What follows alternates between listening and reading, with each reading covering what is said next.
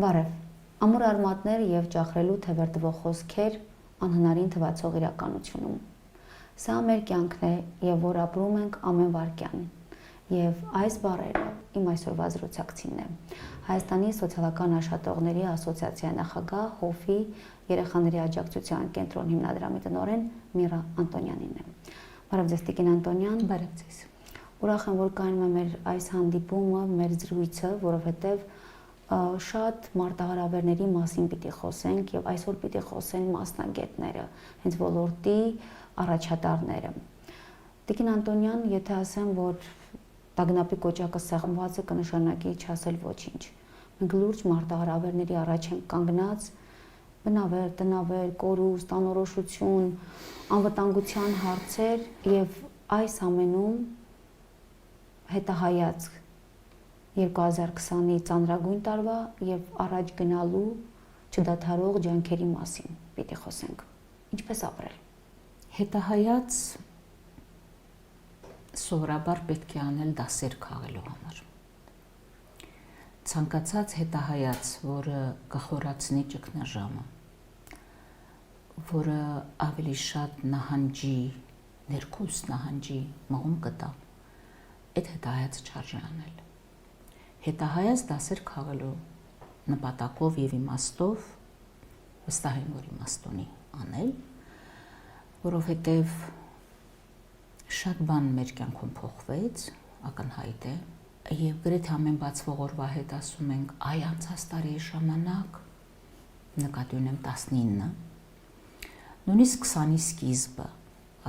հիմա երբ որ գոլեգաների հետ ենք շփվում դրսում, որոնք շարունակում են դարլացել կորոնավիրուսի եւ այլն նման բաներ, մեզ համար դա թվում է արդեն շատ անլուրջ։ Իմ մաղթանք իմ գոլեգաներին այս տարի մենք ունեցանք վեբինար միջազգային, իմ մաղթանքը առանց պատերազմի կյանք ունենան բոլորը։ Մենք վերագնահատեցինք, կարծում եմ, եւ այդ վերագնահատումը համենայնպես ինձ համար ծառայում է ավելի շատ եւ շատ կուզենայի, որ ուրիշների համար էլ այդպես լիներ, վերաիմաստավորել, գնահատել այն ինչ ունենք եւ ջղերի գերլարվածության պահել այն ինչ որ կա։ Գիտեք, կվերականգնվի, վստահ եմ։ Ես մի վարքյան անգամ չեմ կասկածում։ Ինքան լավատեսության, որովհետեւ այնքան անտրամաբանական այս ամեն ինչը, որ չի կարող այս աստիճան տրամաբանական լինել, բայց չի վերականգնվի մեր ճլատող մոտեցումները։ Հողը իրականում զգացողություն է ավելի շուտ։ Դա ինձ համար քառակուսի մետրեր չեն, կիլոմետրեր չեն, դա զգացողություն է։ Քոնն է դա։ Եվ անտրամաբանական կլինի, որ քո էությունից մասնիկ գնա կոչվի մի այլ կերպ։ Չվերականգնվողը այն ամեղարունն է, որ թափվեց։ Կորցրած առողջությունն է, որ գնաց։ Մի վարքյան անգամ չի ուզենա որևէ մեկի մտքով անցնել, որ ինչ որտեղ ունեցել անիմաստ էր։ Մենք չգիտենք ինչ կլիներ, եթե այդ մարդիկ իրենց մաշկի վրա չվերցնեին այդ ամբողջ ծանրությունը։ Այդ ամբողջ արհավիրքը, որ եղավ ու մինչև հիմա դեռ մենք չենք էլ մարսել, չենք էլ հասկանում ինչ եղավ։ Եթե անկեղծ լինեմ, հետահայացի համար նույնիսկ շուտ է։ Մարսելա պետք է ամեն ինչ, ինչ եղավ, ինչու եղավ, որովհետև եթե պարզապես հանձնեինք այն տարածքները, որ ես կոչում եմ ավանդական Արցախ, եթե ուղղակի հանձնեինք, գուցե մի ուրիշ շոկ կապրեինք, բայց եթե կռվում էինք, եթե այդքան երիտասարդներ, այդքան հայազգի մարդիկ, այդքան գիտեք ինչ մոբիլիզացիա գնաց։ Ես չգիտեմ պատերազմի մոբիլիզացիան, ես պատերազմի ես զինվորական չեմ։ Բայց ես տեսա հասարակական այնպիսի մոբիլիզացիա, հանրային ուժերի այնպիսի մոբիլիզացիա։ Եկեք բառը ճիշտ ասենք, աննախադեպ։ Ու քանի որ դա աննախադեպ էր, առնվազն տրամաբանական չի, թե ոնց կարող էր մի ամբողջ ազգ ոտքի կանգներ ու չկարողանար հաղթել։ Ուստի պետք է վերապահումով նայենք ամեն ինչին, հաղթելուն, պարտվելուն եւ այլն։ Կամ ասենք պարտվել ենք, բայց հաղթել ենք սակայն։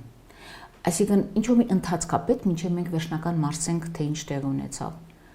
մի բան ուղղակի չենք կարող վերականգնել, այն մարդիկ, ովքեր իրենց մաշկի վրա վերցրեցին այդ ամբողջ արհավիրքը ու չընկրկեցին, հետ չքաշվեցին, չփախան, քրվեցին։ Ես հիշում եմ այդ օրերի ինտերվյուներին, երբ որ առաջին գծից նայում էինք, այդ դեմքերը չմոռանա, երբևէ ես այդ դեմքերը չեմ մոռանա։ Կռվող տղաների, այդ սպաների, չգիտեմ, որևէ մեկը երևի չի մոռանա դա։ Բայց հետահայաց այնուամենայնիվ վերադառնալով, այնքանով ինչքանով կարող ենք այսօր անել, ինձ թվում է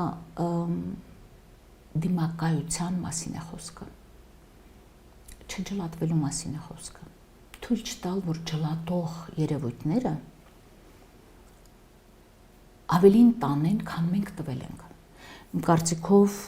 եթե հողը մետրերով, հեկտարներով է որոշվում, ապա այն ինչ որ մեզանից են հիմա տանում, ջլատելով, սև ու սպիտակ անելով, մասերի բաժանելով,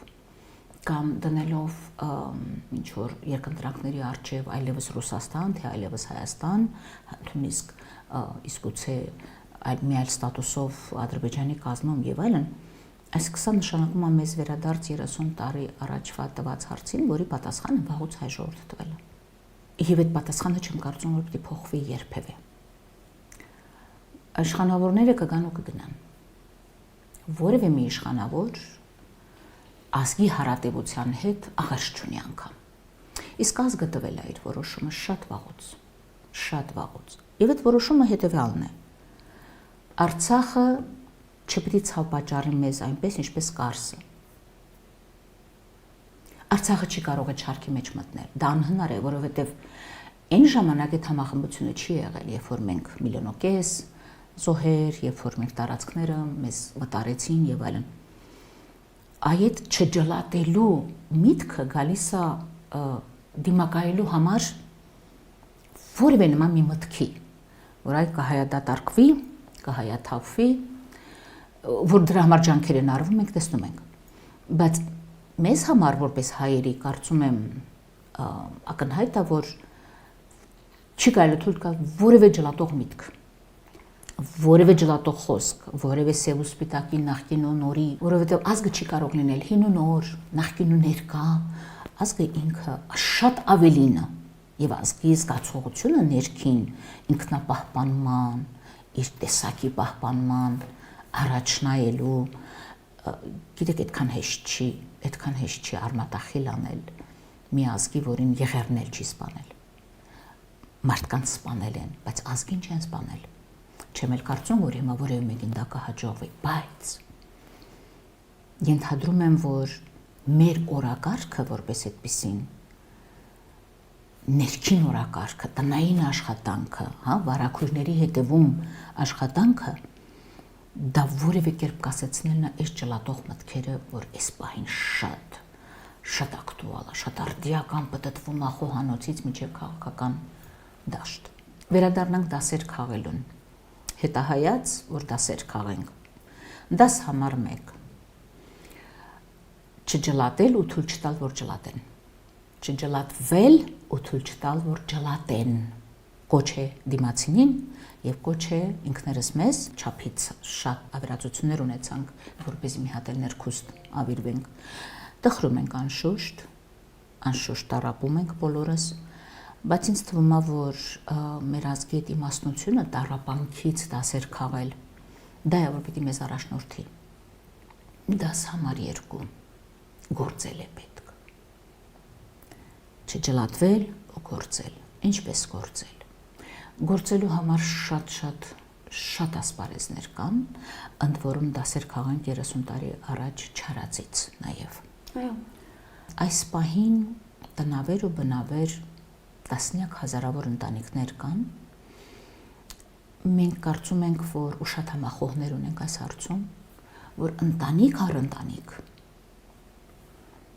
ընտանիքի յուրաքանչյուր անդամի վերաբերյալ մեզ հարկավոր է շատ ստույգ տվյալներ, ինչքի, ունեցածի, կորցրածի, տուն կլինի, մեքենա կլինի, հողատարած կլինի, չգիտեմ, ինչ որ ունեին մարդիկ։ Այդ ամեն ինչը միջազգային իրավունքի դաշտապետ տեղափոխել։ Դրա համար պետք է հավաքել շատ լուրջ ապացուցողական փաթեթ։ Հիմա մենք սոցիալական աշխատողներով եւ շատ համախոհներով եւ Հայաստանում եւ Արցախում եւ Սփյուռքում որոշել ենք ձեռնամուխ լինել, գործել է պետք։ Նվնվալու ժամանակ չունենք, պարզապես չունենք։ Գործելու երկրորդ ոլորտը չի կարելի թույլ տալ, որ մարդիկ մենակ մնան թե այստեղ, թե Արցախում։ Նրանք պիտի ամեն վարքյան զգան, որ ինչ-որ բան է տեղի ունենում։ Գուցե այս պահին այն չի, ինչ որ պետք է։ Գուցե դեռ չենք հասցրել լրի մեջքներս ուղղենք։ Գուցե լրիվ չենք կարողացել դա դարձնել դեռևս կազմակերպված գործընթաց,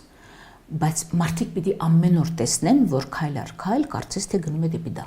Մեր օգնությունները մարդկանց եւ մեր սատարելը, ես ավելի շատ ուզում եմ կոչել դա սատարել, որովհետեւ օգնությունը մի բան է, որ այո, պետք է։ Բայց օգնելն ու սատարելը ես հոմանիշ չեմ համարում մասնագիտության բերումով։ Օգնելը որպես կանոն դա բարեգործական, երբեմն մենք անվանում ենք նաև անպատասխանատու գործունեություն ու մենք տեսանք այս ընթացքում, որ այո, ունեցանք նաև անպատասխանատու բարեգործություն։ Խորին հարգանք տածելով բոլոր այն մարդկանց, ես նշեցի, որ շատ մեծ մոբիլիզացիա գնաց, հայրը ուղղակի համախմբվեցին ու այնպիսի մի մակարդակ ունեցան համախմբության, ինչի մենք ականատես ենք եղել մեկ էլ 88-ի շարժման ժամանակ։ Այ հանուն Արցախի այս համախմբվածությունը եւ պատերազմին որևէ կերպ թիկունքից օգնելու process-ներին օգնելու այս կամքը եւ կազմակերպվածությունը ուղղակի իսկապես գովեստի արժանի եւ հուսադրող է շատ։ Բայց այդ փուլը անցավ։ Այստեղ է որ Տիկին Անտոնյան հենց սոցիալական աշխատողները այո, կանոնակարգված հասցեական պիտի աշխատեն։ Ինչու ենք ասում անպատասխանատու բարեգործություն, ապաստարաններում այս պահին եթե գնաք գիշերօթիկներ, մանկատներ, նախկին շենքերում, որտեղ արցախցիներն են այս պահին ապաստանում, դուք նույնատիպ շատ մեծ քանակությամբ օգնության, նյութական օգնության ձևեր կտեսնեք, այսինքն շատ մեծ քանակությամբ հագուստ, որ որևէ մեկին շատ անհրաժեշտ չի կամ սննդամթերքի նույն տեսակը, որից բավական շատ ես էլ եմ տարել, դուք էլ եք տարել, երրորդը, չորրորդը ու ստացվել է, որ մենք այդ ամենը կառուցում ենք ոչ թե մարդկանց կարիքի վրա, այլ չգիտեմ, մի այլ չափանիշի, այ թող ինձ ներեն, բայց օգնության այդ տեսակը մենք անվանում ենք անպատասխանատու բարեգործություն։ Որպես կամավոր այս օրերին աշխատելով չունենալով մասնագիտական սոցիալական աշխատողը որևէ որակներ եւ անպատասխանատու եւ անշնորհակալ, բայց առաջին հերթին օգնություն ստանողի համար է շատ դժվար պատկերացնել տվյալ մարդը ինչ կյանք է ունեցել, ինչ կենսակերպ, այսօր կանգնած է հերթում ինչ որ բան ստանալու համար, այլ բան է սովորեցնել այդ կարիքի մեջ աջակցություն ստանալու, սա էլ վատ երևույթ է եւ վատ հետևանքներ է բերում։ Այլ բանն է տվյալ մարդը անընդհատ հիշեցնի, որ ինքը կարիք ունի։ Ինչ անել այս մենք նման երևույթի Հայաստանում ականատես ենք եղել երկրաշարժից հետո, երբ որ հաջորդեց պատերազմը եւ այո, բավական մեծ ճգնաժամ էր։ Հայացքի եւ քաղաք դասերից մեկն էլ այն է, որ այն օգնելու այն ձևը, դրա համար եկեք թույլ տվեք ինձ անվանեմ սատարելու այն ձևը, որը բերում է կախվածություն կամ որը ստանալու համար մարդը ստիպված է անverջ երխոցելիության վերաբերյալ փաստարկներ անել, դա գրագետ ձևը չի։ Նախ պետք է այս աջակցությունը եւ այս սատարելը պիտի լինի կարճաժամկետ եւ շատ արագ մենք պիտի անցնենք ավելի լայնամասշտաբ կազմակերպված գործունեության, բնակարանների ապահովման կամ, չգիտեմ, աշխատատեղերի եւ այլ ինքնազբաղվածություն, ինչի որովհետեւ հարցը ոչ միայն անցանկալի օգնություն բաժանելու ձևերի մեջ է, օրինակ ցանկալի չեն այդ հերթերը, պետք է այլ բան մտածել եւ այլն, բարեբախտաբար Հայաստանում հերթերի խնդիր չկա, բայց Արցախում գիտեմ որ կա եւ շատ տխրում եմ, սիրտս կտոր-կտորալնում, երբ որ ես տեսնում եմ կադրերում, թե ինչպես են մարդիկ երկար հերթ կանգնում ինչ-որ բան ստանալու եւ այլն։ Օգնելու ցանկացած ձև, որը մարդուն դնում է իր խոցելիության մասին վերապատմելու անհրաժեշտության արժեվ յուրաքանչյուր անգամ այո ճիշտ է, ինչ-որ մի բան ստանալու համար գրագետ չէ։ Այն առաջին փուլը սպոնտան, արագընթաց, հեվի ազիվ ինչ-որ մի բան անելու եւ այլն, մենք դա անցանք։ Հիմա հարկավոր է իսկապես ավելի կազմակերպված։ Ես շատ մեծ հարգանք ունեմ, անկեղծ եմ ասում,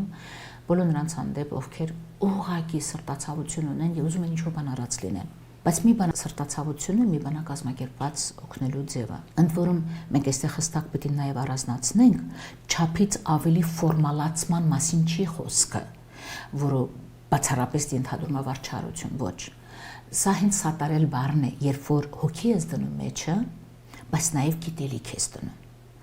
Հոգի ես դնում, որովհետև տալու ձևից շատ բան է կախված։ Այդ պահին ասված խոսքերից շատ բան է կախված։ Քեզանից հետո թողած մթնոլորտից շատ բան է կախված, երբ որ դու օգնեցիր ու դուրս եկար։ Եթե հեկեկալով պիտի դուրս գաս այդ ընտանիքից, չեմ կարծում, որ սատարեցիր։ Բայց եթե գոնե մի լույսի շող թողեցիր քեզանից հետո, այն ինչ որ օգնելու համար բերել ես, նա բազմապատկվում, էֆեկտը բազմապատկվում է։ Սա հենց գրագետ օգնության ձևերն է։ Դրա համար քաղաք դաս որպես արագ կազմակերպվել ոչ միայն հապճեպ գործունեության շուրջ, այլ արդեն կազմակերպված գործունեության շուրջ։ Ունենք ծրագիր։ Ըստ այդմ, այո, հիմա Արցախի սոցիալական հարցերի նախարար Տիկին Թանդելյանի հետ ասոցիացիայի նախաձեռնությամբ եւ ունենք բազմաթիվ աջակիցներ մասնագիտական մեր ամբիոնի, մեր ֆակուլտետի, մեր ամբիոնի մասնագետների, ունենք աջակցություն Կալիֆոռնիայի հայ համայնքի, դիմել ենք բազմաթիվ կազմակերպությունների, հետևյալը կազմակերպելու համար։ Մի քիչ սա այդ կարիքներ գնահատելու արտահայտությունը շատ է չարչարկված Հայաստանում։ Եթե հարցնեք մարդկանց, թե կարիքների հատկապես մեր ոլորտի փոխնել են արդեն այդ կարիքների գնահատումից, գիտեք, ոչ թե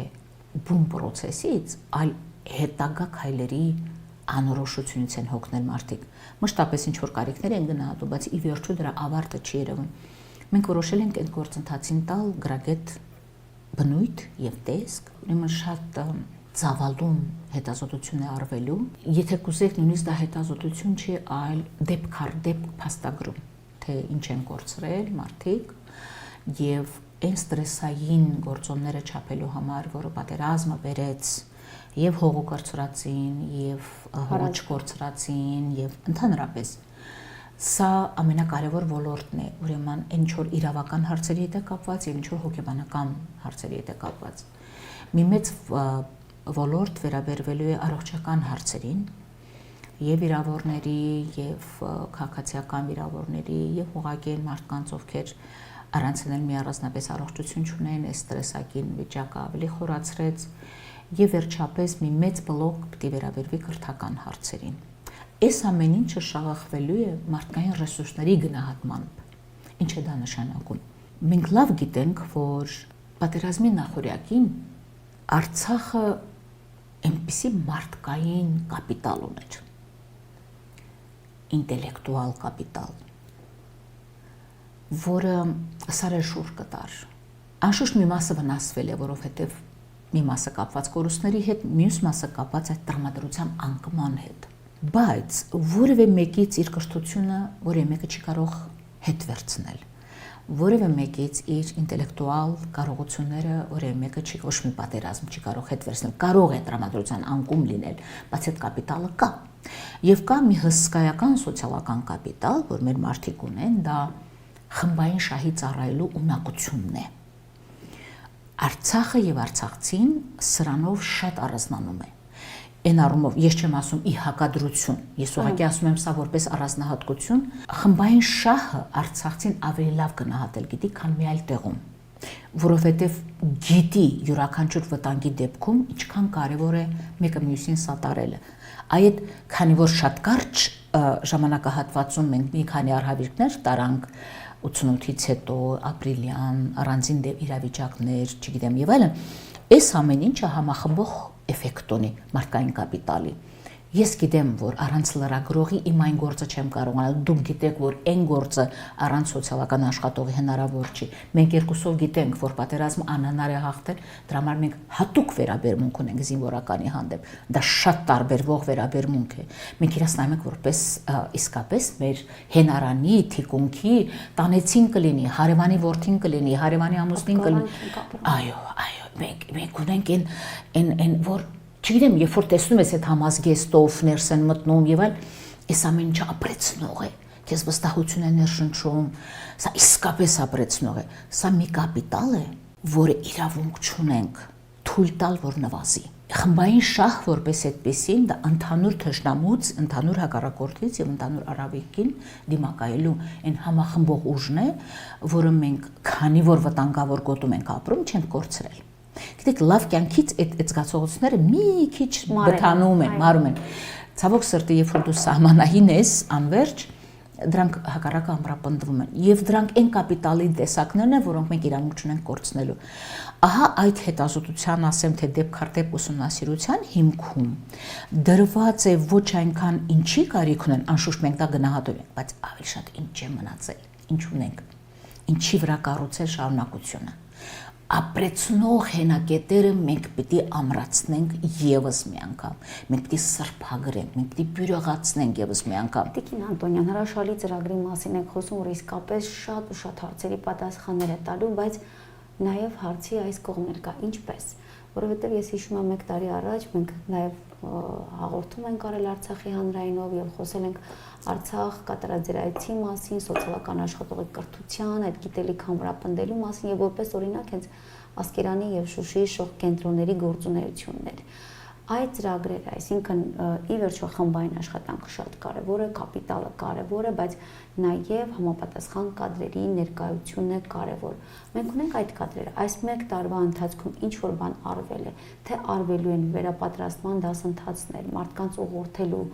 ճիշտ բանաձևը ներդնելու եւ աշխատանքի ճիշտ մոդելը սահմանելու համար։ Դուք շատ ճիշտ եք, բայց մենք Մարսից կամ, չգիտեմ, որևէ մի տեղից չենք կարող մասնագետներ իջեցնել Արցախ։ Արցախցու հոգեբանությունը ամենալավ հասկանում է տեղի ապրողը։ Դրա համար այս գաղափարը մենք որոշել ենք իրականացնենք եւ արդեն քննարկել ենք, իրականացնել հենց տեղի կադրերի ուժերով։ Եթե մոտեցումների հարցում մենք չենք ունենա այն խորքայնությունը եւ այն մոտեցումը, որը որ կուզենայինք, դա հաղթահարելի է գոնե հետազոտական փուլում։ Մենք որոշել ենք, այո, Ասկերանի, Շուշիի, Մարտակերտի, ինչու՞ չէ, Հադրութի առավել եւս Բերձորի այն աշխատուժը, որը սոցիալական ոլորտում էր, լայն իմաստով, ասենք կրթության ոլորտում աշխատողները, որ այսօր դպրոց չկա գնան աշխատեն, սոցիալական ծառայությունների աշխատողները, վերջապես վարչարարական, թաղապետարանների, քաղաքապետարանների վարչակազմի աշխատակազմը եւ այլն, ովքեր հստակ շատ պրոֆեսիոնալ են բավական թվով հարցերով վարչարության մեջ եւ այլն, գրագետը տամենին չէ եւ ճանաչում են, այո։ Այդ մեծ ռեսուրսը մենք ուղղակի վերապատրաստելու ենք, որ կարողանանք այդ հետազոտությունը միջև վերջանել։ Ու ենթադրում ենք, որ դա չպիտի տևի ամիսներ։ Մենք ենթադրում ենք, որ ինքը պիտի լինի շատ արագ գործընթաց, որովհետեւ գիտեք, եթե այսօր մարդը կարիքի մեջ է, մենք մայիսին նոր կարողանալու ենք ասել, թե որն է այդ կարիքը, զրո արժեք այդ տեսակ ուսումնասիրությանը։ Ուրեմն ուսումնասիրությունը անելու ենք տեղի ուժերով։ Այստեղից գալու են ասոցիացիայի մասնագետները, արդեն պայմանավորվել ենք։ Մենք կգանք մի շաբաթ, 10 օր, որքան որ կպահանջվի, կլինենք տեղում։ Հիմա գործիքի վրա ենք աշխատում։ Լավ հասկանում եք, որ ինքը բազմագործոն չափումներով գործիք է, հետեւաբար բավական երկար աշխատանք է ուզում։ Մենք իրենց հետ միասին մտնելու ենք ընտանիքներ, հարցազրույցները վարելու ենք։ Յուրաքանչյուր տեղացու համար մի մասնագետ կուղեկցի այդ process-ը, որից հետո իրենք կանեն, մենք կդիտարկենք, այնպես որ վստահ լինենք, որ հարցերը ճիշտ են դրվում, որ արդյունքները ճիշտ են գրանցվում եւ այլն։ Այդտեղից, այդ ուսումնասիրությունից դուք չեք պատկերացնի ինչքան ծրագրեր են ծնվելու, հստակ ծրագրեր, չափելի, որոշակի, հստակ, ուրվագծված եւ բյուրեղացված։ Եվ օրինակ տեղից դուրս կգա առողջապահության ոլորտի անելիքները։ Այդտեղից դուրս կգան հսկայական անելիքներ իրավաբանների համար, սոցիալական աշխատողների համար, կրթության ոլորտի աշխատողների համար, այսինքն լայն իմաստով սոցիալական ոլորտի համար։ Մեզ պարզ կլինի, թե որտեղ ինչա պետք եւ քանի մարդ կա, որ ունի այս կամ այն միջամտության կարիքը։ Ինձ համար այս ամեն ինչը շատ կարեւոր համարելով հանդերձ, կուզենայի ասել մի շատ կարեւոր հետեւություն ենք անելու։ Ստրեսորների չափումը միջավայրի անվտանգության հետ կապված եւ միևնույն ժամանակ դիմակայության գործոնները չափելը մեզ կտա հնարավորություն ինչի վրա հենվել, որովհետեւ եթե ստրեսորները, մասնավորապես անվտանգության հարցը, չափազանց լուրջ է եւ ծանրակշիռ է, ու դու դիմակայության չափումները ճիշտ չես արել, հազիվ թե հաղթահարես անվտանգության հետ կապված վտանգները։ Դրա համար այդտեղից դուրս կգա շատ լուրջ ծրագիր, ինչպես աշխատել դիմակայության գործոնները զարգացնելու ուղղությամբ եւ վերադառնալով այն կապիտալին, ինչ մասին որ ես խոսում էի, եւ այդ խմբային շահի զգացողության մի բան, որ Արցախում ընդգծված է իսկապես, շատ ուրախ եմ դրա համար։ Ինձ թվում է դրանք կլինեն երրորդանիները, որոնք թույլ կտան մեզ իսկապես առաջ անցնել, առաջ նայել, կառուցողական նայել երևույթներին ու պատկերացնել հաջորդ քայլը մեր որն է։ Իսկ որ մենք կշտկվենք, մեր ողնաշարը կշտկվի, գիտեք, եթե ես մի վարքյան կասկածեմ, ինձ թվում է չեմ կարողանա ապրել, ես որևէ վարքյան չեմ կասկածում դրանում։ Ես զգում եմ, որ անելիք շատ կա, ես զգում եմ, որ շատ գործ կա եւ գրեթե այս 30 տարվա արածը մենք ստիպված կլինենք շատ կարճ ժամանակում նորից անել, բայց մի վարքյան անգամ չեմ կասկածում, որ ապագան մեր կողմն է։ Այնքան հուսադրող, այնքան իրական է կամ այն բան պատկերացում, երևի տարիների փորձառությունը եւ ուղղակի տենց հավատամք ունեմ եւ շոշափելի այդ ուժը, կարողությունը, ինտելեկտը, որ պետք է գեներացնել եւ հասցեականացնել։ Տիկին Անտոնյան, բայց մի կարևոր հանգամանք էլ կա, որ սոցիալ-հոգեբանական տեսանկյունից ովքեր պիտի իրականացնեն այդ ծրագիրը, իրենք ունեն աջակցության կարիք։ Միանշանակ։ Որովհետեւ տուն այդ դա կանենք, նորից լրացնում այն նույն ամեն ինչ, այսինքն վերապրելով ամեն անգամ իր անձնական։ Նախ ես ձեզ ասեմ, մեզ կոնկրետ այս փուլում օգնեց հենց պատերազմի առաջի օրվանից, գիտեք, միանգամից կողմնորոշվեցինք։ Առաջին օրը ես բոլորին եմ պատմել, իմ քաշը ես զգում էի 3 տոննա, ոչ պակաս, որտեղ ոչ մեկ էլ չէի կարողանում ես ինձ ստիպել վերկենալ հեռուստացույցի, հեռախոսի եւ այլն այդ լուրերի մի խոսքով։ Բայց հաջորդ պահին կողմնորոշվեցինք հետեւյալ կերպ, գործել է պետք, ինչ որ բան է պետք անել։ Ու ենթադրում եմ, որ դա է ճանապարհը։ Դուք կարևոր բան եք ասում, օգնողները իրենք օգնելու կարիք ունեն։ Ոմանք այնքան լավ են դիրապետում օգնելու արվեստին, որ իրանք իրանցել են օգնում։ Ոմանց դա այդքան էլ հեշտ չի տրվում։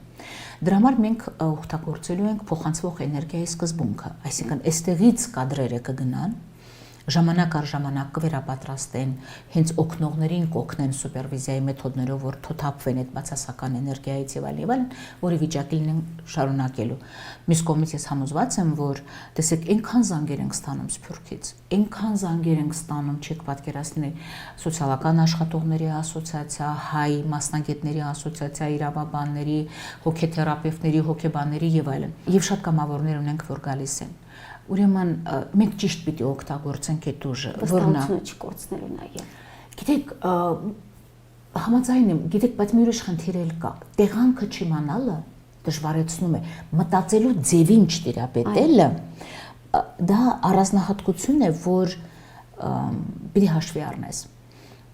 Շատ մեծ հարգանք ունեմ, խորին հարգանք ունեմ մեր մասնագետների, որտեղ այդ պատրաստակամությունը, բայց պետքա փոխանցվող էներգիայի ձևով անենք։ Նրանք պատրաստեն գուցե Հայաստանի մասնագետերին կամ ուղիղ պատրաստեն Արցախի մասնագետին, Արցախցին օգնի Արցախցուն։ Ինչ բանով, գուցե եւ վստահություն ավելի մեծ է, երբ որ մենք լսում ենք, որ այ, գիտեք, Ֆրանսիայից է եկել մասնագետը, այ, առողջապահության ոլորտում կարծում եմ այդ շատ կարևոր է, ով է քեզ բուժում եւ այլն։ Բայց հոգեբանական օգնության մեջ, ամենադեպս փորձը դա է ցույց տալիս եւ սոցիալ հոգեբանական աջակցության մեջ լեզուն հասկացողի հետ մտածելու ձևին տիրապետող մեկի հետ նստելը 15 րոպե կարող է շատ ավելի արդյունավետ լինել։ Դա չի նշանակում գիտելիքի տարբերություն, լավ գիտելիք, վատ գիտելիք։ Դա ուղղակի յուրահատկություն է, որ նման օգնության մեջ, սոցիալ հոգեբանականի մեջ, ինքը միանգամից կարող է կամ էֆեկտը շատ բարձրացնել, կամ հակառակը շատ երկար ջանքեր գործադրես եւ փոքր արդյունք ստանաս։ Դրա համար մենք ձեր ասած բառը օգտագործում, գեներացնում ենք այդ եկող էներգիան, մարդիկ ովքեր հրաշալի մասնագետներ են։ Տրավմայի հետ աշխատել գիտեն, երկրորդային տրավմայի հետ աշխատել գիտեն, պատերազմի իրավիճակում ճգնաժամերի կառավարման մեթոդները գիտեն եւ այլն։ Նրանք կարող են այդ ամեն ինչը փոխանցել մասնագետներին, բայց մասնագետները ուղիղ աշխատեն արցախցիների հետ, նկատի ունեմ տեղացի մասնագետները։ Այստեղ արվելու է նման բան, որովհետեւ միանշանակ անպայման ուղղակի գիտեք, սա ռեսուրսի խնդիր է, որքան ռեսուրս կկարողանանք հավաքել մեր շուրջը, եթե այս գաղափարը հավանեն մեր սփյուռքահայերը, հավանեն ինչ-որ հիմնադրամներ, կառավարությունը հավանություն տվել է, բայց եթե կարողացավ ռեսուրսներ տրամադրել, շատ լավ կլիներ, որ զուգահեռ սկսվեր նույնիսկ process-ը։ Այլապես մենք խմբով որոշեցինք, որ Արցախը ավելի ճիշտ տեղ է սկսելու։ Նախ պետք է այնտեղից սկսել։ Եվ ոչ թե որովհետև այստեղ պակաս կարևոր է, այլ որովհետև ռեսուրսի խնդրեմ կա։ Այսինքն եթե մենք մեզ հաջողվի լուծել ռեսուրսի խնդիրը, Հայաստանում ավելի շատ մասնագետ կգտնենք դա անելու։ Մենք երկու տեղում էլ խոսում ենք մոտ 40,000 մարդու մասին եւ դա ուղղակի կպահանջի համապատասխան ռեսուրսներ, որ կարողանանք անել։ Հրաշալի կլիներ, եթե հնարավոր լիներ դա զուգահեռ անել։ Որտեղ մի անգամից ծրագրերը, տեսեք, հիմնադրամները անընդհատ անում են կարիքը գնահատում օգնողները, որ տեսնեն ում օգնեն, ինչպես օգնեն եւ այլն։ Սա կտա միանգամից ամբողջ պատկեր։ Իհարկե, գիտեք, հետահայացի 3-րդ դասը իմ կարծիքով խնայողաբար մեր ռեսուրսների վերաբերվելն է։ Այո։ Շատ խնայողաբար։ Դա դրամ ինչի վերաբերում է։ Դա հենց մարդկային ռեսուրսներին է վերաբերում։ Մենք պարտավոր ենք դաս 3 խնայողաբար վերաբերվել մարդկային ռեսուրսներին եւ այն ռեսուրսներին, որ ունի սփյուռք։ Ես միշտ մի օրինակ եմ բերում, ճիշտ ասած, ծրագրեր կան, որ նախկինում իրականացվել են։ Շատ է սրտից ցավ տալիս, երբ որ ես գնում եմ այդ ծրագրերը նայում եմ, ասենք Խորհրդային Միությունից մնացած հսկայական շենք փոքր գյուղում, կուլտուրայի պալատ ու չգիտեմ հիմնադրամները չասեմ, որ հիմնադրամը, որովհետեւ այդքան է սիրուն չի լինի, լավ բան են մտածել, վերանորոգել են, հրաշալի միանգամից կադաստրային արժեքը այդ շենքի այնքան է մեծացել, որ հենց այդ հիմնադրամը ավարտել է, այդպես էլ կողպեկը կախածա մնացել այդ հսկայական շենքի վրա։ Ինչի, որովհետև այդ փոքր գյուղը դա չի կարող գործարկել։ Նույնիսկ կադաստրային արժեքը չի կարող այդ հարկերը, որ դրանից ձևավորվում են։ Էլ չեմ ասում, որ երևույթներ կան, որ ծրագրերով իրագործվում են, լայն չենք նայում։ Մենք նայում ենք ուղղակի վերականգնենք ինչ-որ բան։ Եկեք խելացի վարվենք, ինչ ենք վերականգնում, ում համար է նախատեսված, քանի մարդա դրանից օգտվելու, որ դրանք լինեն հնարավորինս համաչափ ու ներդաշնակ կարիքի հետ։ Միջազգային կառույցների ներգրավվածությունը ինչպեսին պիտի լինի, որովհետև պատերազմական օրերին զուգընթաց շատ ու շատ արցախցիներ պայքարում են իրենց իրավունքների համար, այդ թվում ես։ Մենք տեսանք, որ մեր ձայնը լսելի չէ, մենք տեսանելի չենք, բայց քանի որ շատ ու շատ արցախցիներ այսօր ժամանակավորապես ապաստան են գտել Հայաստանում, գոնե իրենք Հայաստանի տարածքում կարող են հասցեական գործել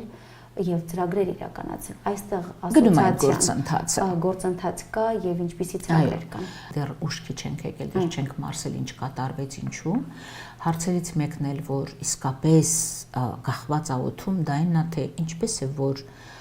Հայաստանի հետ այդքան բարեկամական հարաբերությունների մեջ գտնվող բազմաթիվ երկրների բազմաթիվ միջազգային կառույցներ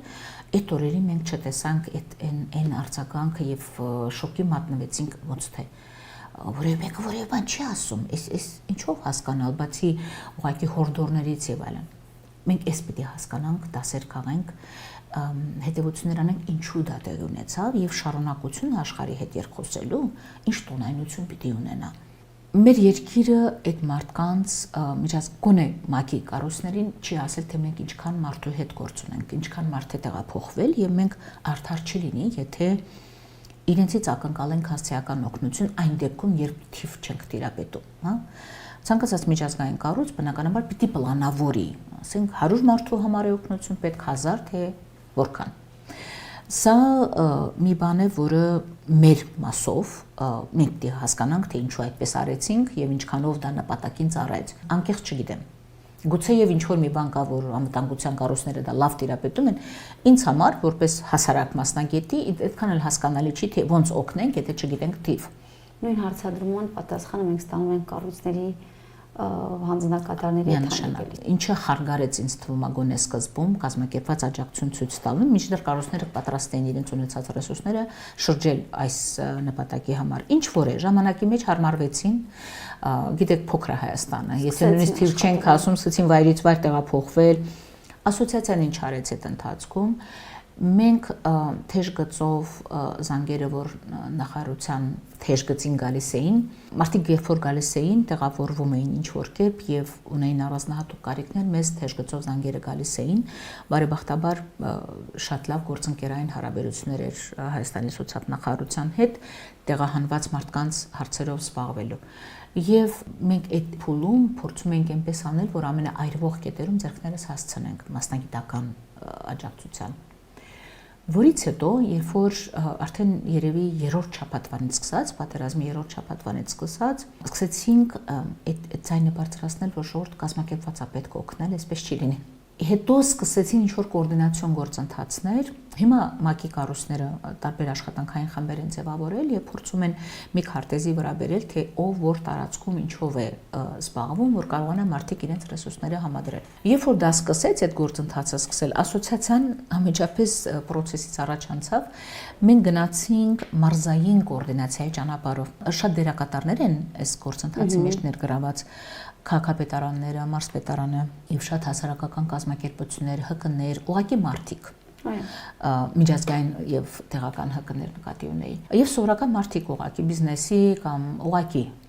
սրտացավ մարդիկ։ Մենք տեսանք, որ եթե այդ չհամադրենք, այդ թվում Սփյուռքից եկած աջակցությունը, եթե չհամադրենք, կարող ենք ունենալ այո կուտակումներ, նույն տեսակ, ասենք ալյուրը միտեղ կարող է լինել տոննաներով, այն դեպքում եւ որտեղ մի գրամ ձեթ չկա եւ հակառակը։ Մարզային մակարդակով եւ նույնիսկ քաղաքի մակարդակով համակարգման կարիք կա, բայց ոչ միայն պետական աջակցության, այլև ընդհանրապես անկախ նրանց աղբյուրը ով է։ Մենք սկսեցինք հորդորել, նպաստել, այդպես ցեցկցել, այսպես ասած, այդ process-ի, որ բոլոր օգնողները ինչ-որ ձևով նույն սեղանի շուրջ հավաքվեն եւ կիսվեն ինֆորմացիայով եւ այլն։ Դեռ այդ process-ի մեջ ենք, դեռ չենք հասել մեր վերջնական նպատակին, որոշ մարզերում փառքաստու միանգամից ստացվեց, որոշ մարզերում ավելի երկար աշխատան, բայց դա է ճիշտ ձևը, համադրել բոլոր ռեսուրսները այնպես, որ կրկնություն չլինի։ Մի փախստական Բաքվի փախստական դեռ 88-90-ի տեղափոխվածներից ինձ ասում էր, այդքան ջանք մի գործադրեք, որ այդքան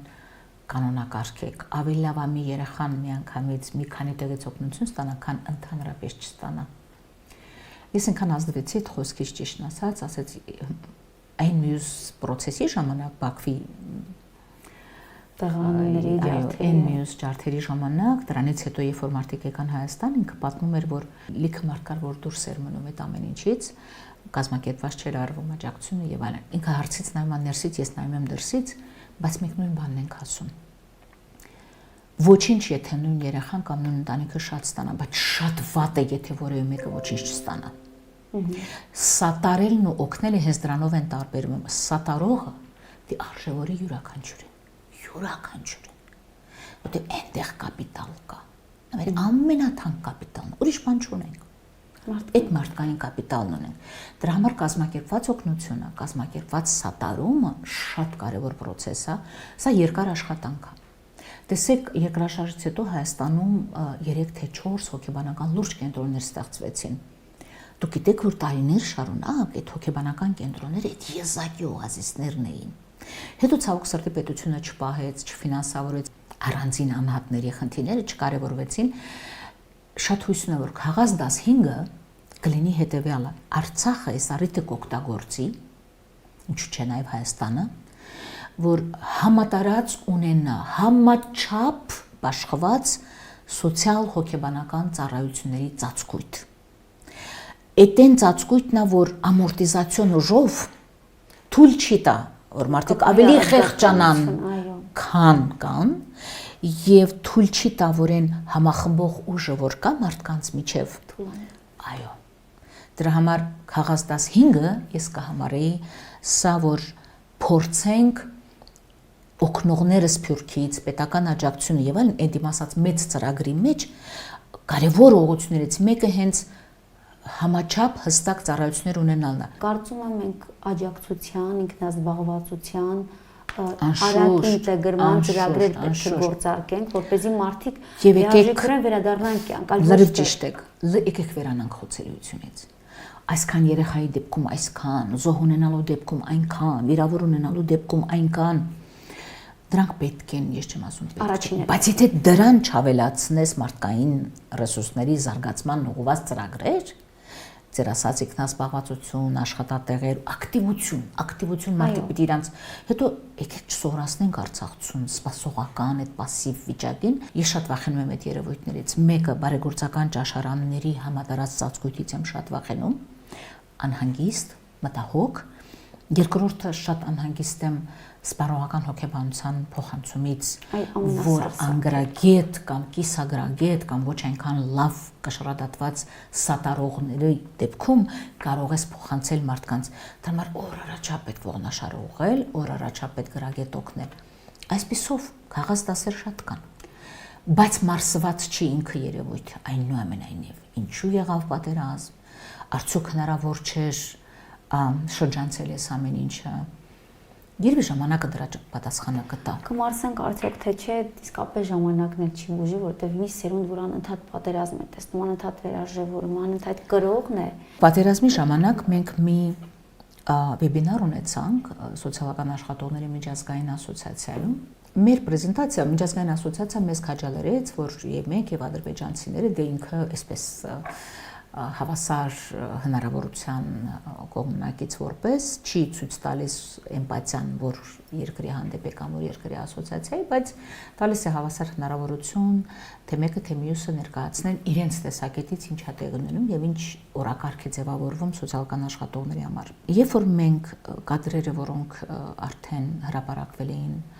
փլված շենքեր, երեխաներ, պատերազմից վնասված իրավիճակներ եւ այլն, մեր պրեզենտացիան երբ որ արեցինք,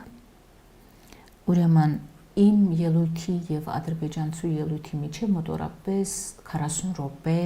ընդմիջում կար, այդ ընթացքում բրիտանացիներն էին Իռլանդիայի հետ պատերազմի այդ հետտրամատիկ իրավիճակների մասին խոսում։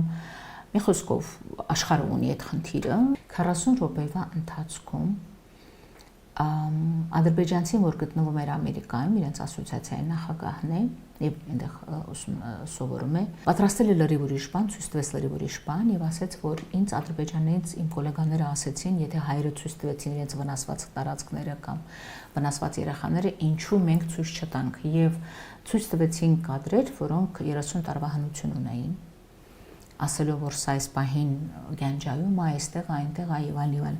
Ես չեմ ուզում այդ երևույթները, ասենք, իրանք ճիշտ էին, մենք սխալ էինք, մենք ճիշտ էինք, իրանք սխալ։ Ես այդ չէ, որ ուզում եմ հիմա դրա մասին չէ, որ ուզում եմ խոսել։ Ես այլ բանի մասին եմ ուզում խոսել։ Դուք հարցրեցիք միջազգային կառույցների հետ աշխատանքը։ Երբ որ միջազգային հարթակներում մենք հանդիպումներ էինք ունենում, անկախ տարիքից այնտեղ կային ջահելներ, այնտեղ կային արդեն այդպես հասուն տարիքի մարդիկ, ոչ միայն երիտասարդներ, նախ խուսափում էին մեզանից, որտեղ մենք էինք նստած, իրանք խուսափում էին մեզանից եւ մշտապես անկյուններում պատտվում էին եւ ուրիշ ազգերի եւ ուրիշ պետությունների ներկայացուցիչների հետ մշտապես ինչ որ բան էին։ Մենք այսպես, քանի որ անհարմար չի էտրպակաս, մենք պիտի մեզ թույլ տան գնանք, ասենք, այ գիտեք, իրանք սխալ են, մենք ճիշտ ենք եւ այլն։ Եվ իրանք կարողացել են փոխանցել ամբողջ աշխարհին մեզ որպես ագրեսոր որակման համար իրենց հիմքերը։ Եվ քանի որ մենք հակառակը չենք արել, հիմա պիտի անենք։ Մարդիկ միակողմանի ինֆորմացիա է ստացել, աշխարհը միակողմանի ինֆորմացիա է ստացել։ Եվ ամբողջությամբ կառուցել է իր վերաբերմունքը, այո, կառուցել է դրա վրա։ Դաս համարվեց վատ ենք աշխատել միջազգային։ Տեսեք, ես մա որ հետ եմ նայում, ասենք, մեր բոլոր հանդիպումների ժամանակ, ես մենք տարվա մեջ 6-7 հանդիպում էինք ունենում, առնվազն 6-7 երկրում գնում էր տարբեր թեմաներով հանդիպումներ եւ այլն, մշտապես պահել ենք խաղաղ գոյակցության թեզը, մշտապես միշտ մտածել ենք, որ իրանք ուղղակի այնքան որ ինչ հավասարվես, դրա մասին չարժե խոսել, անդադ փաստարկներ պետք չի ասել, ուղղակի պետք է ասել, որ եկեք առաջ նայենք, եկեք խաղաղ ապրենք եւ այլն նման բաներ։ Այն դեպքում, երբ որ սոցիալական աշխատանքի ոլորտը այդ երկրում մեր 80-ականների 88-ի 90-ի այդ վիճակն է։ Ասածս ինչ է, որ նույնիսկ այս խողովակում, որտեղ իրանք առանձնապես հաջողություններ չունեն, ոչ միայն հաջողություն չունեն, առաջին քայլերն են դեռ անում, կրթությունը մեզանից սկսել են 20 տարի հետո սոցիալական աշխատանք։ Իրանք ոչ մի հանդիպում բաց չէին թողնում, գալիս էին չունենալով սոցիալական աշխատանքի մասին որևէ ասելիք, սեփական փորձ, սեփական մոդել եւ այլն։ Իրանք ցանկացած հարթակ օգտագործում են այդ մեր վերաբերյալ իրենց ունեցած տպավորությունները փոխանցելու կամ իրենց մեսեջները փոխանցելու։ Այս առումով ինձ թվում է չնայած այն ջանքերին, որ մեր լոբիստները աշխարհում մեկանում են, չեմ ուզում չգնահատել, նույնիսկ պետք է արժանվույն գնահատել մեր լոբիստների աշխատանքը, բայց ըստ երևույթին ինչ որտեղ ինչ որ բան անբավարար են արել։ միջազգայինների ու աշխարհի հետ, գիտենք, որ աշխարհը հաղթողներին է սիրում, հաշվի անցնում հաղթողի հետ, դա մի կողմ, բայց մյուս կողմից այն մանրակրկետությամբ եւ թիրախավորված աշխատանքը, որ պետք է անել յուրաքանչյուրի ուղեղի հետ։ Այդտեսեք, երբ որ տուրիստներ էին գալիս մեզ մոտ, համենայնպես այն բոլոր գոլեգաները, որ գալիս էին Հայաստանը տեսնելու, ես թևանցուկ էի անում, Արցախ էի տանում։ Էս էլ իմ դիվանագիտությունն էր, այսպես ասած, որ եկեք, տեսեք մարդիկ ոնց են մտածում, ինչքան խաղ է այստեղ, ինչքան ինձ թվացել է, թե դա այդեն ֆրոնտն է, որը ես պետք է աշխատացնեմ եւ Փառք Աստծո գոնե մեր միջավայրում շատ հարգանքով են իրանք վերաբերում հայ տեսակին ընդհանրապես, բայց ես համարում եմ, որ քիչ եմ արել։ Ու սենց ինձ թվում է ամեն մեկս պիտի անալիզ անենք, կարող է էլի բան կարանելու, որ չենք արել։ Գուցե մեզ ճիշտ չենք պահել, գուցե մի բան, գուցե ավելի ագրեսիվ պիտի լինեինք։ Այս օրակարգը, որ մենք հանդիպումներ ունեցել ենք, նույն հարցադրումն են անում տվյալ մասնագետները եւ ասում ենք, իհարկե մեր սխալն է, որ մենք լռել ենք եւ ինքնաբավությամբ մեր հարցերը փորձել ենք լուծել։ Այսօր դուք ոչ թե օգնում եք մեզ, այլ ինքներդ ձեր կոնվենցիաների շրջանակներում լինել մարդասեր եւ օգնում եք իրացնել կոնվենցիա։ Տիկին Անտոնյան, այսպիսով տարի է փոխվել, մենք այսպիսի տրամադրությամբ տարին փոխել, ամբողջացնել կամ գոնե նախանշել ուր են գնում, ինչպես դուք եք ձեր սոցիալական էջում նշել, որ գոտիները պետք է ձգելու երկար, զսպված, երկար գործել է պետք։ Գործել ամեն ոլորտում, վերից վար, հորիզոնական մակարդակում, ով որտեղ կարող է, բայց նախ պետք է այդ ձևավորենք ուղերձները։ Ուղերձ ուղված մեզ։ Ես մեկի հաստատ վստահ եմ։ Մի ջլատեք եւ մի թույլ տվեք, որ ջլատեն։ Սա հաստատ կարևորագույնն է։ Ես ինձ համար այդ ուղերձը վստահ գիտեմ, որ աներկբա վստահ եմ, որ չջլատելը նախապայման է, նա մեզ չի տանի հաղթանակ,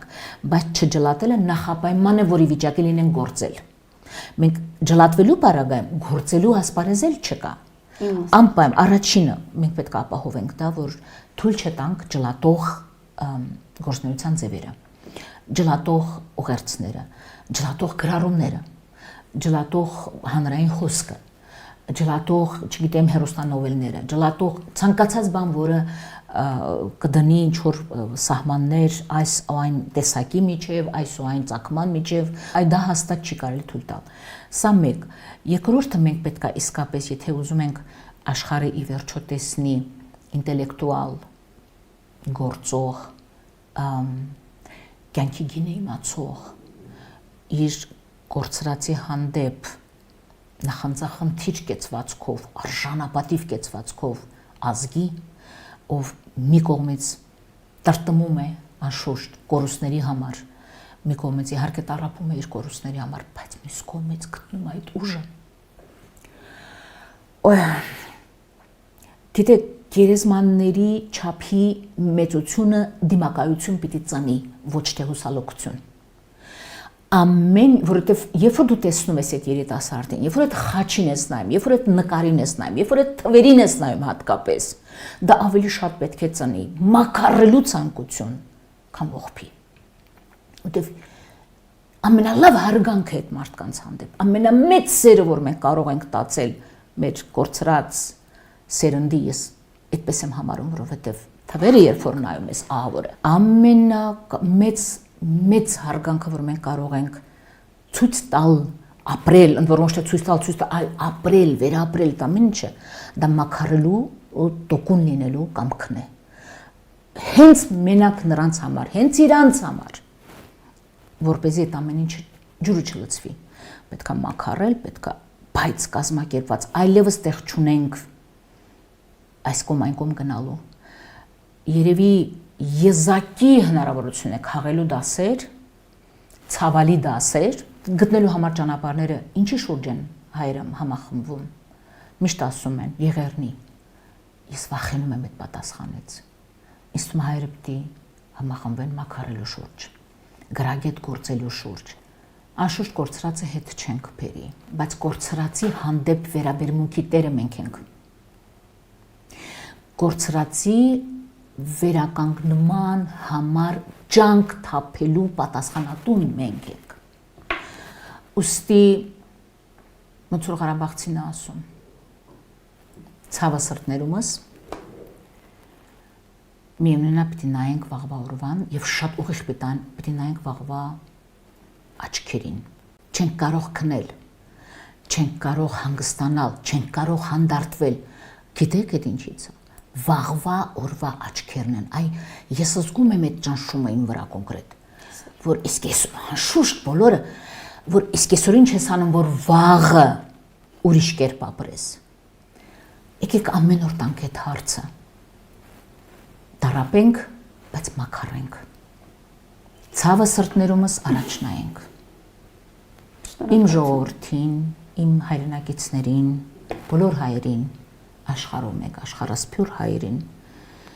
մի մաղթանք ունեմ ուղակի չկոտրվել։ Այդ մերը չի։ Նայել առաջ, բայց սովորել քաղաք դասերի վրա կառուցել ավելի կազմակերպված գնալ առաջ, ձեռքի տված։ Աստված մեր կողմն է, վստահ եմ, կտա մեզ ուժը։ Մենք ուղղակի պիտի բացենք մեր սրտերը այդ ուժը ստանալու համար։ Իսկապես։ Շնորհակալություն Տիկին Անտոնյան։ Սա իսկապես լրությունը խախտելու նման մի զրույց ստացվեց, որովհետև այսօր գործում ենք, բայց եւ լուռ ենք, բայց ասելիք կա ու անելիք։ Սա ու էփումը, երումը, մենք պիտի թույլ տանք, որ ինքը ձևակերպումներ ստանա։ Ու ձևակերպումը ինձ թվում է տոկունությունն է, դիմակայելը, իսկ մեր գործը պիտի լինի օգնել, որ դիմակայության ալիքը մեծանա, ոչ թե դժգոհության, այլ դիմակայության։ Գործել ու հավատալ։ Այո։